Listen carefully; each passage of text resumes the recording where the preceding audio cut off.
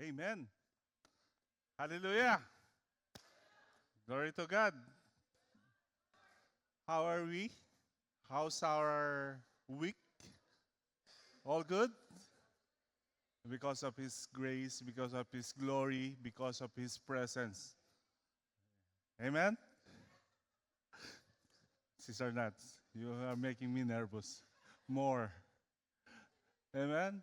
Because we know whether for good or not so good, only God knows.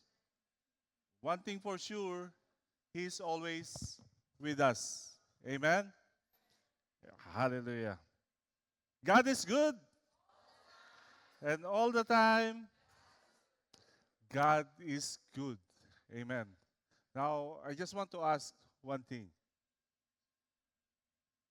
When the time comes that we will be in the Creator, in our Creator, of course, not now, hindi yan yung pila na gusto mong nasa unahan. Malamang gusto mo nasa likuran. No? So, when we say goodbye to this world, what will others remember us for? Or what kind of legacy we will leave behind? No? Before we start, before we continue, let us pray. Father, Lord,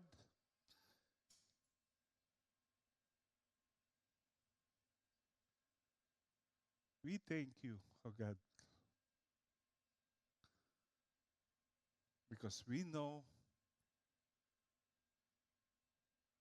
in everything, oh Lord God, you are there for us. You are always, Lord God, putting us in your hand, oh Lord God. Nilalagay mo kami lagi, oh Panginoon, sa iyong mapagpalang kamay, Panginoon. Whatever circumstances, any situation, ano pa man ito, Lord God, we rest our cares on you alone, Panginoon. Hayaan mo, Lord God, at this moment, at this time, let our focus, Lord God, be only unto you, Lord God. Remove everything, clear our minds, clear our thoughts, Lord God, from anything that is not in you, for you, Panginoon. Lord, let your word be spoken today, Panginoon. Let the word that will come out of my mouth, Lord God, will come only from you, nothing from me, Lord God, because we want to glorify your name, we want to honor you, and we want to praise you, Lord God, sa aming mga buhay, Lord God. And we thank you for this opportunity, Lord God, once again, Lord God, that we gathered in this place, Lord God, to worship you, to honor you, Lord God. Let your word, the Lord God, lahat ng aming pag-aaralan, Panginoon Diyos, ay magsilbi, Panginoon, guidance sa amin, O Lord God. Not only will be head knowledge, but, Lord God, in our spiritual life, Panginoon. We thank you and we want to glorify your name, Lord God, in the midst of us. In Jesus' name, amen and amen. Now, I have a story. Siyempre, parang pastor dyan lang yan. Meron akong story. There was a young boy, thank you po kapatid, who spent his summers on his grandfather's farm. Every morning, the boy would wake up to his grandfather, reading the Bible out loud, not just quietly, but so everyone could hear. While feeding the chicken, he'd say verses from Proverbs. While fixing the fence, he'd softly hum psalms. And every night before bed, he opened his Bible and read from Deuteronomy. So, by the way, our DC for this coming week is all about Deuteronomy. It will be an overview for Deuteronomy. Be excited. Amen? Amen. So, back ulit tayo doon sa page. One day, the boy asked, Grandpa, why do you always read the Bible out loud? His grandfather smiled and said, because I want you to hear it. I want you to remember it. God's word isn't just for church. It's for every part of life. Years later, the boy became a dad and found himself doing the same thing, reading scripture during breakfast, sharing verses on car rides, and praying out loud at bedtime, not because it was just a tradition, but because it truly changed him and transformed him. Amen. So like the boy's grandfather, we are also called to be living reminders of God's truth. Amen. So have we ever noticed how much effort we put into teaching our kids on important stuff?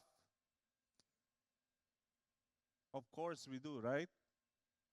Of course. Sometimes we drive them, we are spending time, we drive them to physical activities. Oftenly like tennis, like what else? Basketball, swimming, golf. Yan yung mga laro ni Pastor Ian, golf. Mga laro ng mga mayayaman yan. Ah. We encourage them.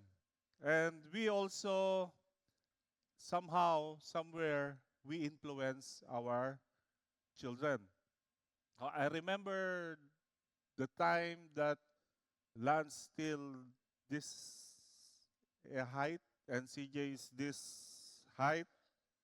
So during that time, I am encouraging them to to wake up early in the morning to come with me, and I want to teach them how to play, how to have the basic basketball knowledge, like dribbling, calisthenics, lateral movements, everything. And I praise God because I believe in the power of influence. The result, as of today, they always outscored me every time we play. And they are the one who is teaching me how to handle the controller properly. So they are the one who is teaching me the proper combination, the proper combo, how to play a computer game. That is the power of influence. No? So whenever whenever we give time for our children, we know that is an extra milestone. We know that we are giving time, spending time with them, even sa mga homework, you know, ang mga homework, especially when the homework is about mathematics. Yan, hindi sa akin yan, kay Remy yun. Pag hindi nila kaya, tsaka lang nila bibigay sa akin. Para tumawag ako sa ibang tao at magpatulong. By the way, sino yung gusto magpa-tutor regarding math? Mura lang. Contractor na tayo ngayon. Wala nang libre. Amen? Andito si Pastor Ian, si Elder Sam. Ako na bahala sa kanila. Amen? So we are spending more time with our children. And we spend our wealth on tutors, college preparation, because we want them to be successful in life. Amen? That is good. And nothing is wrong with that. Nothing is wrong with that. We are all teachers. Every parents, every grandparents, every elders, every mentors, aunties, uncles, whoever. We are the teachers of next generation. The world around us is competing extremely for the heart and minds of our children. We should be the same as the grandfather of the young boy. Amen? Who then spending time to read the Bible and speaking out loud for the people around him will hear about what is truth, what is the truth about our Lord. Amen? So, of course, our vision to see ourselves as a vibrant, victorious, God-fearing community of churches in all the nation. And our mission, go to all nations, grow Christ-like disciples to glorify God. So our passage today is from the book of Deuteronomy, verses 6 to chapter 6, verses 6 to 7. Can we all sabay-sabay natin basahin? 1, 2, 3. These commandments that I give you today are to be on your heart. Impress them on your children. Talk about them when you sit at home and when you walk along the road, when you lie down and when you get up. Amen. Hallelujah. Thank you, Lord, for the reading of thy word. So we turn to a foundational scripture, a passage not just about commandments, but about culture, about legacy, and discipleship in our homes. In a world where the education is often outsourced, God calls parents, especially believing parents, not to delegate the spiritual transformation of their children. The home is the first school, and the parents are the first and foremost, most influential teachers. Amen? This is the heart of homeschooling. That's why ang title natin is Homeschool. Not just for academics, but for discipleship. Amen? Not just for academic, but for discipleship. So discipleship starts at home. It's not just something for church because it is part of our everyday life. It is part of our lifestyle. Whether we're parents, teachers, leaders, mentors, we have the chance to plant God's word deep in the heart of those people around us. Amen?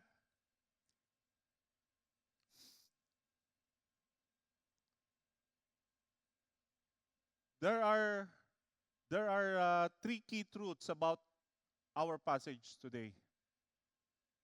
First is this commandment that I give you today are to be on our hearts. God doesn't start with the program. He doesn't start with the techniques. He starts with the heart. So ano ba yung kondisyon ng puso natin? Siyempre, lagi tayong umiibig. Amen? Because we love God. Because God is love. Amen? Because the heart is the center of who we are. Our thoughts, our desires, decision, action all flows from it. Because true obedience comes from the heart. If the word is only in our head, we might only understand it, but not live it. Amen? But if words is in our heart, it changes. There is a transformation. It changes how we live, how we speak, and treat others. Proverbs 4:23 says, above all else, guard your heart, for everything you do flows from it. Because before we can teach other, before we can pass anything down, we must first live it ourselves. Amen? God's word must be first in us. The curriculum of the home is not merely textbooks and lesson plan. It's truth planted in the parent's heart. You cannot give what you do not possess. Your love for the Lord, your reverence for His word becomes the foundation of all instruction. Parents starts our day not just with a planner, but with the prayer and scripture. Nagagawa po ba natin yan? Isa lang ang sumagot. Isa lang ang gumagawa. Let our heart be well, from which living waters flows to our children and to next generation. That's why we need to internalize the word. Amen. That's why we need to internalize the word. God's word must be moved from our from head knowledge to heart transformation. Internalizing the word of God means allowing scripture to shape our thoughts, emotion, decision, and actions. Not just reading it, but letting it transform us from inside out. So, hindi lang basta nababasa natin siya. Kailangan may result. Romans 10:17 says, faith comes from hearing and hearing the word of God. So hear, read, and study scripture regularly. Worship service, this worship service, our worship service is just a supplement for us. Bible study is just a supplement for us. Our spiritual growth should start from us. Sometimes maririnig natin, hindi siya nag-grow doon sa church. Kasalanan ng church? We need to ask ourselves, are we giving time in devotion? Spending time with God? How's our prayer life? Amen? Sabi nga ng iba, ano nga yung sabi nila? 7 days is composed of, 1 week is composed of 7 days. No? But without God's word, without the presence of God, 7 days makes 1 week. Amen? 7 days makes, without God's word, without the presence of God, 7 days makes 1 week. Oh. Okay, ang dami nag-iisip. Aminin. Lahat nakatingin sa... Mahina daw. Without God's word, without the presence of God, yung 7 days natin, manghihina tayo spiritually.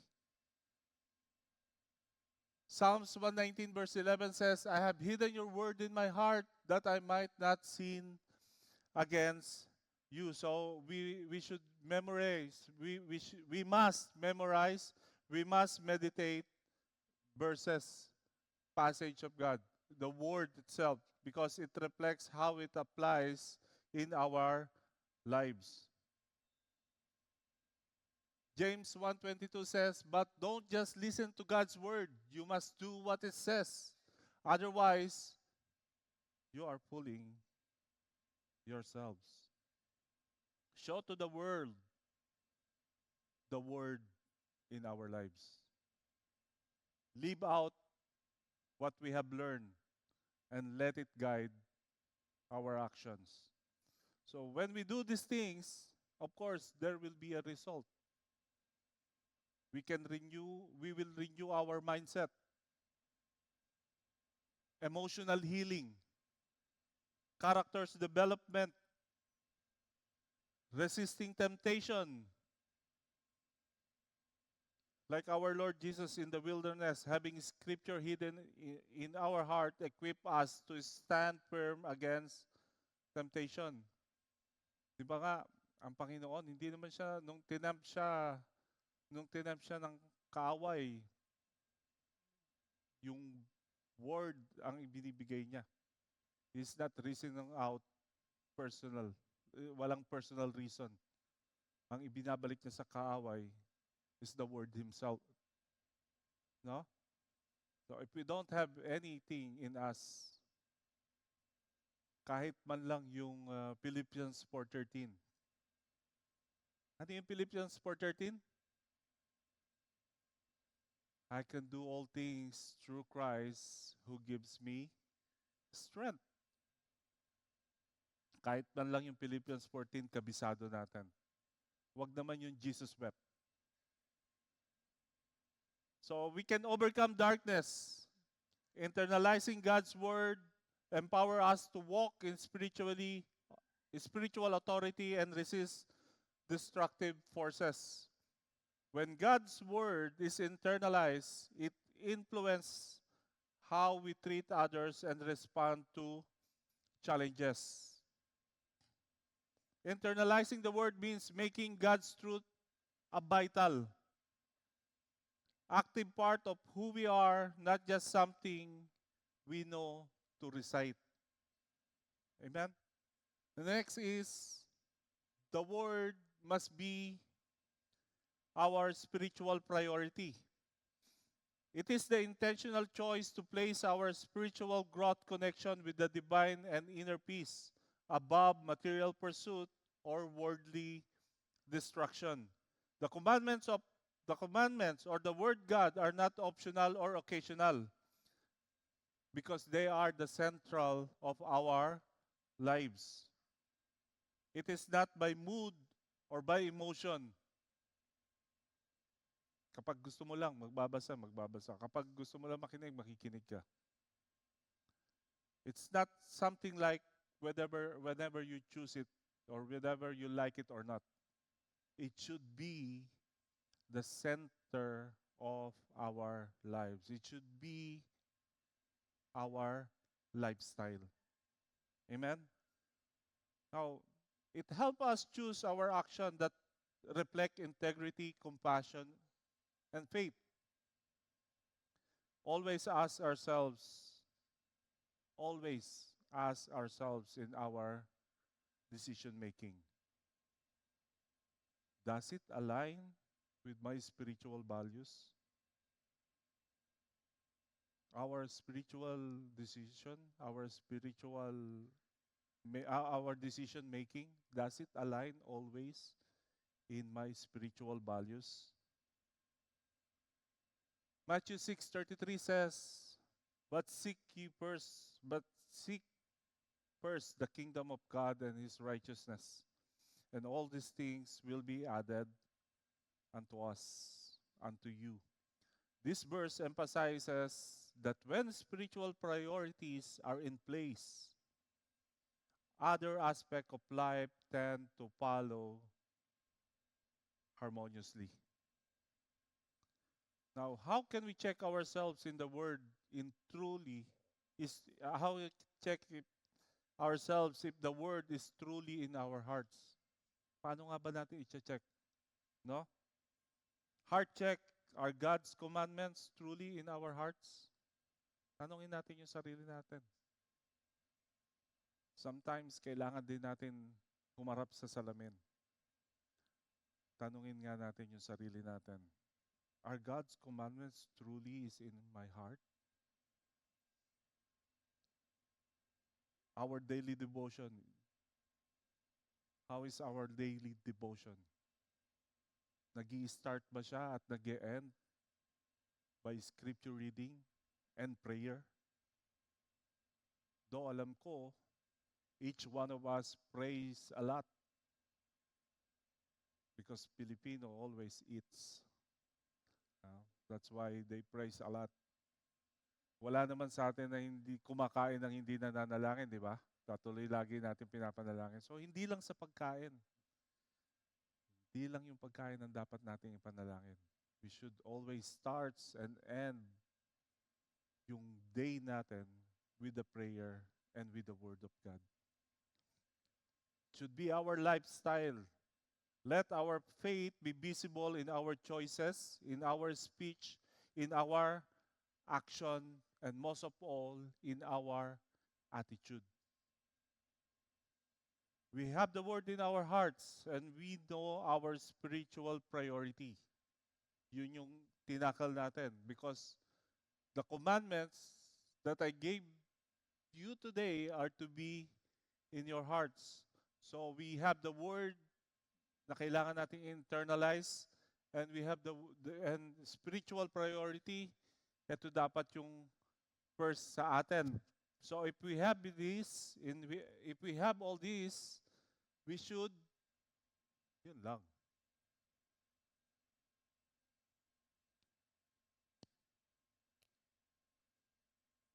Yan. We should impress them on your children. We should impress them in your children. It means we are actively guiding the children towards a deeper relationship with our Lord and Savior Jesus Christ through everyday life. This means to sharpen, suggest repetition, clarity, and purpose. So what does Shannon imply? It gives the picture of sharpening a blade, sharpening a knife. It a process that the process that takes time. You know, naghahasa ba kayo kung sino yung mga naghahasa ng kutsilyo rito? Unless si Brother Abe lang. Unless otherwise, our knife is disposable. But of course, sharpening a knife takes time and you have to take care also. It's a repetition from side to other side. Meron din siyang flow para makuha natin yung sharpness ng blade. It also carries the idea of engraving or etching something permanently. Not tattoo, hindi tattoo yun. Like carving words into stone, something permanently. So, spiritually, impress means to teach repeatedly, to teach clearly, and to teach deeply. So the truth sinks in. What does impress means here? It means to teach with purpose, repeat often and consistently, make it stick deeply, shape their thinking and values. Just like carving into stone leaves a mark, we are called to leave a lasting mark of God's word into the heart of our children. When we impress something on someone, you are not just saying it once. We are living it, talking about it, and showing it every time and over again. Through what? Through our action, through our words, and daily life. To impress in this verse means to pass on God's truth in a way that shapes who they will become. Amen? It's not a one-time talk, it's a lifetime and ongoing, lifestyle ongoing and intentional teaching. So it must be an intentional discipleship. So I'm calling all parents, aunties, uncles, guardians, grandmothers, grandfathers. We are all the primary spiritual mentors. Sabi sa 2 Timothy chapter 2 verse 2, and the things you have heard me say in the presence of my witness entrust to reliable people who will also qualify to teach others. Paul discipled Timothy intentionally, with purpose, with relationship, and the goal to multiply. That is discipleship.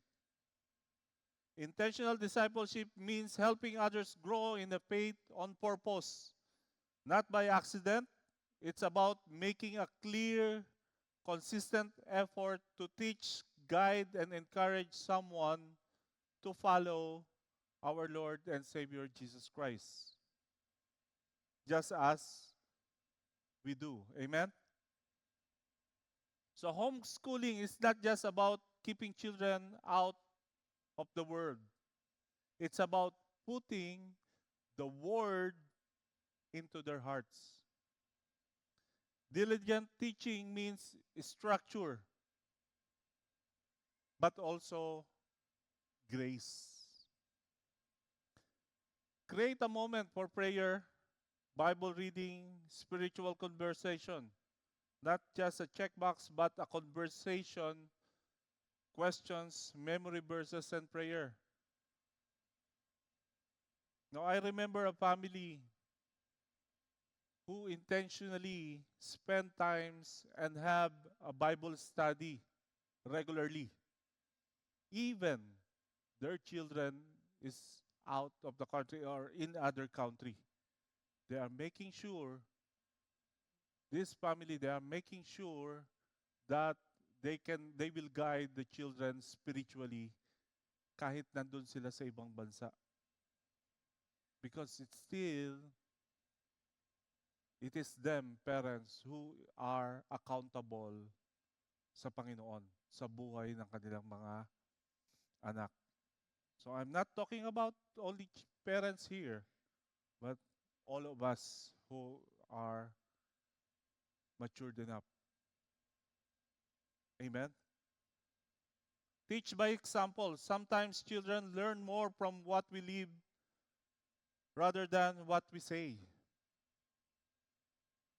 We should model like Christ. We should model Christ-like behavior. Children learn by watching.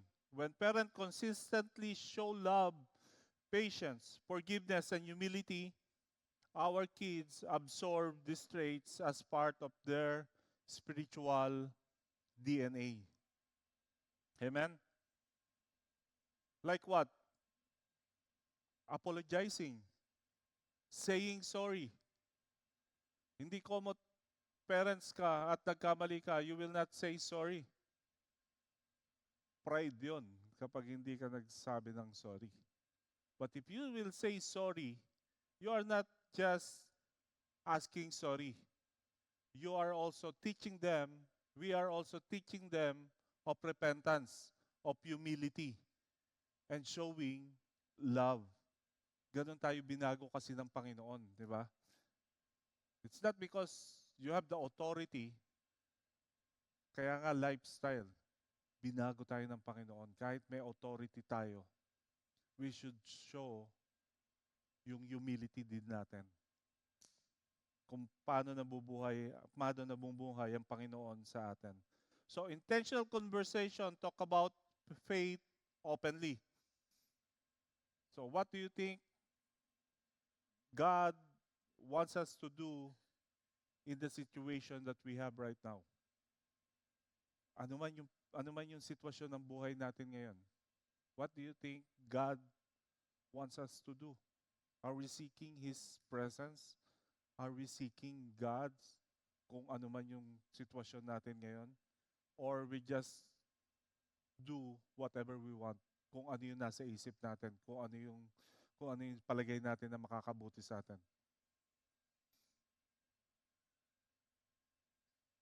Intentional discipleship is choosing to invest in someone's spiritual growth on purpose, not by chance.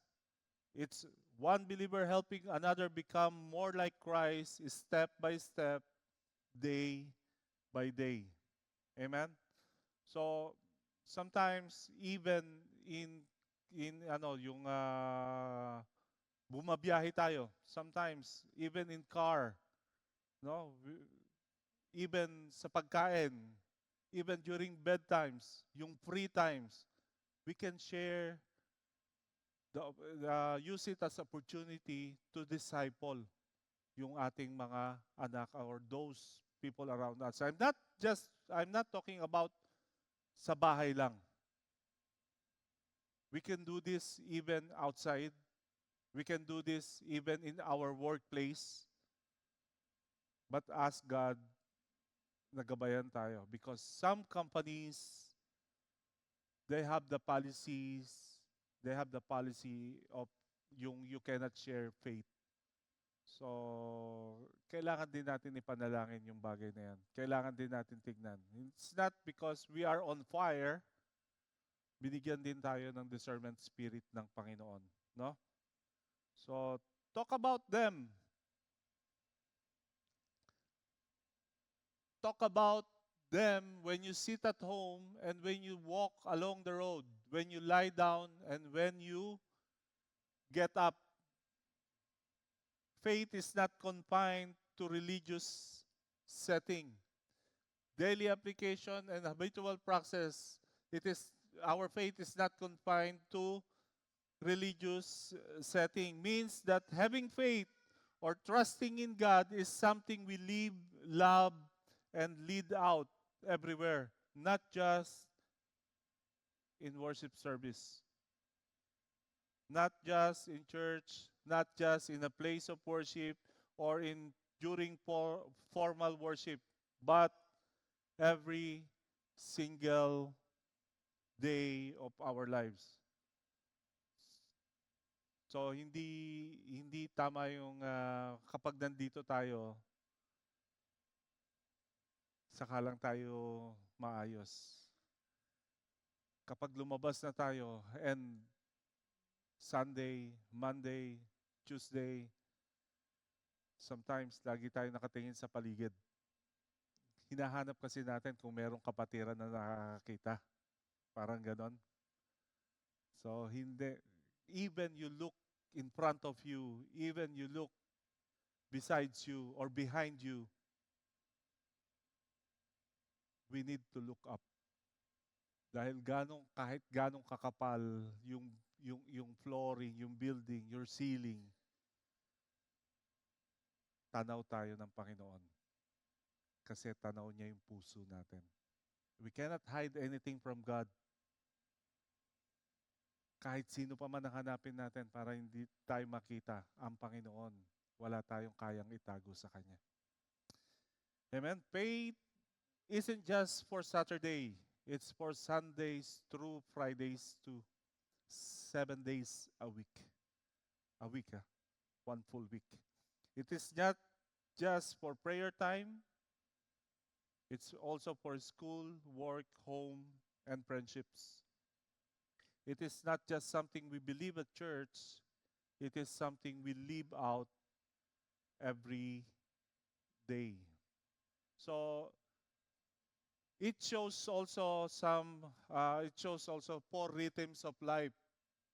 Ang sabi diyan, when you sit at home, when you walk, when you lie down, and when you get up.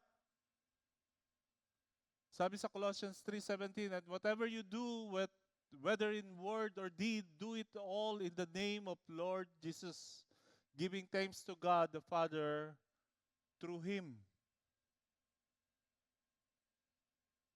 Sit at home. So, meron tayong family time, family devotion. Set aside time for prayer, Bible reading, and spiritual conversation with the family. Let our values guide how we treat others at home, showing kindness, showing patience, showing forgiveness. Display verses or spiritual inspirational messages around your home to keep spiritual truth front and center. No? We should spend time. So, kailangan meron tayong quality time. I remember nung mga time na we are declaring also family time. When we declare family time, we make sure na walang gadget. Nakalagay lang lahat sa harapan. If somebody calls, titignan. Titignan lang. Sometimes hindi rin sinasagot. Kaya marami nagagalit sa amin. Pero we make sure that we have the family time. And last week, we have the opportunity again to have this family time. And we go back dun sa ginagawa namin. Yung mga board games and usapan, sharing, kaming apat. Then doon nakita namin even yung mga 2003, 2004 na mga kasi we tend to play Scrabble kaming family. Even yung mga scores during 2003, 2004, natutuwa rin kami kasi nakita namin yung history ng mga ginagawa. But Ang ibig ko lang sabihin dito is family time is family time. So we have to spend family time. We have to spend time for our family intentionally. Walk along the road means mindful living. On the go conversation. Yun nga, sabi natin, kahit car rides, long drive, you can spend time, walk, or maybe hobbies like fishing. Yan, maganda yan. Kasi it teach you patience. Well, sino man ang gustong sumama, ayun si Brother Richie. So, wag lang shopping. Pag shopping ang pinuntahan nyo, pag mall ang pinuntahan nyo, especially may super sale, out of focus tayo. Out of context yun. Ang tawag doon. So, teach through experience. When children or friends are asked questions during outings or during family time, connect answers to spiritual principles. Amen? Always connect our answers to spiritual principles. Every time they ask, every time na magkakaroon kayo ng bonding together, connect natin siya. So, spiritual principles. Lie down. So, end of the day reflection. Hindi pagdating ng bahay, tulog agad. Wala man lang kamustahan. Huh? Reflect and reflect and pray. End your day with gratitude, reflection, prayer, reviewing how you live out your values. Also, in bedtime stories or blessing, share faith-based story or offer blessings to children before we sleep. At least man, tanungin natin yung mga anak natin, how's their day? We don't know kung ano rin yung pinagdadaanan nila. Yes, we know them, but we don't know paano yung lumipas yung 24 hour, yung ano nila, yung time nila, no? So we should encourage them also. Pakita rin natin yung transparency, pakita natin na may trust tayo sa kanila so that they can trust us also. At magkakaroon din ng transparency between yung relationship between children and parents. Amen? So, hindi lang puro tulog pagdating ng bahay. Get up, it means set intention. Set intention, think about how you will live out your values every day, whether at work, school, or in a relationship. Let our morning attitude reflect hope, joy, and readiness to serve God. Because wherever we are, we do serve God dun sa lifestyle natin. Amen? The verse encourage a lifestyle of faith, not just moments of it. It's about weaving spiritual awareness into everyday's life so that it becomes second nature and something you pass on through example. So this is a lifestyle of instruction. It's not a perfection. Amen?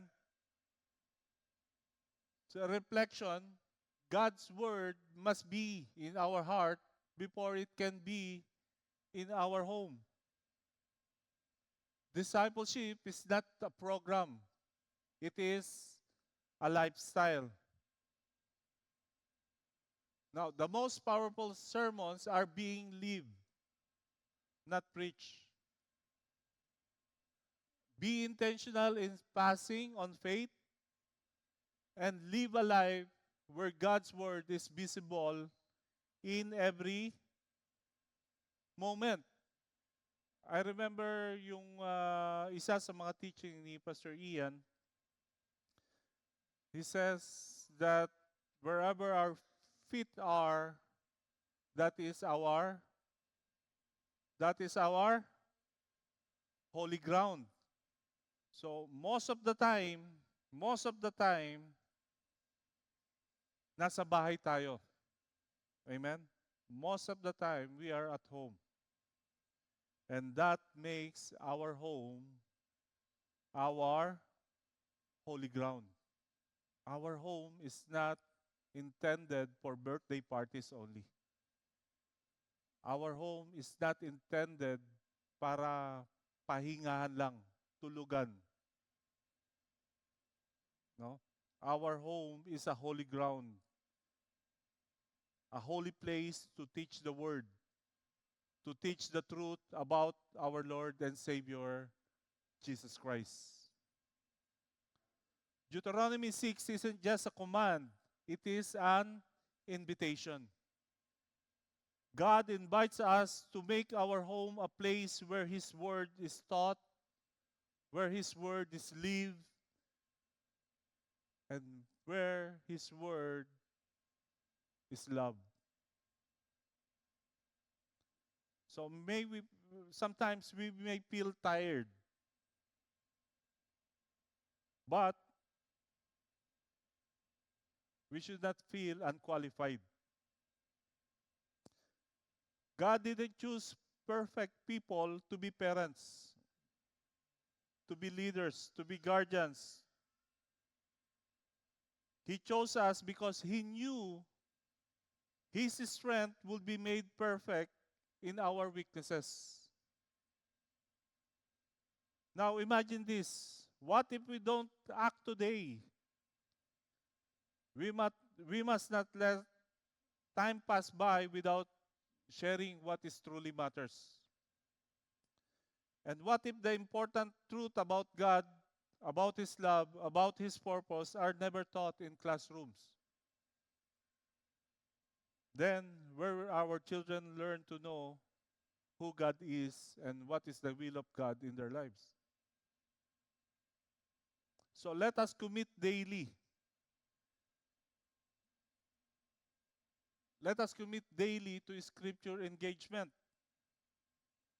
Let make our home the way God wants them to be. A places of worship, teaching, and love. So what kind of legacy we will leave behind?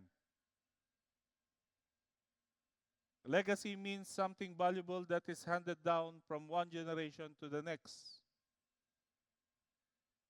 Naitanong din sa amin ni CJ to eh. Sabi namin, yung utang, kayo magtutuloy ng bayad. Because we spend time together. Kaya walang ipon. So kayo yung ipon namin. So kung ano man yung babayaran natin, kayo yung magpapatuloy. Yun yung legacy namin sa inyo. So the impact or influence we will leave behind through our action, teaching, and example. In the context of Deuteronomy 6:7, the legacy is the faith and love for God that parents pass down to their children by teaching them God's word and living according to His commands. This is going to be our legacy. Legacy is what our children, our pamangkins, and even grandchildren or the next generation around us remember about us, carry forward the truth and the love of our Lord and Savior Jesus Christ sa mga buhay nila. That will be our legacy. So let's think about how we can make Scripture more than just word we know. Let's live it, let's breathe it, and let us pass it on. Wag tayo yung maging cause ng pagtigil sa atin. We learn, we grow spiritually, we matured, but it is not only for us. It is for us to be used to pass it on. Amen? So the question is, are we doing homeschool? What values are we passing on? Whose lives did we touch? And are we living with a purpose?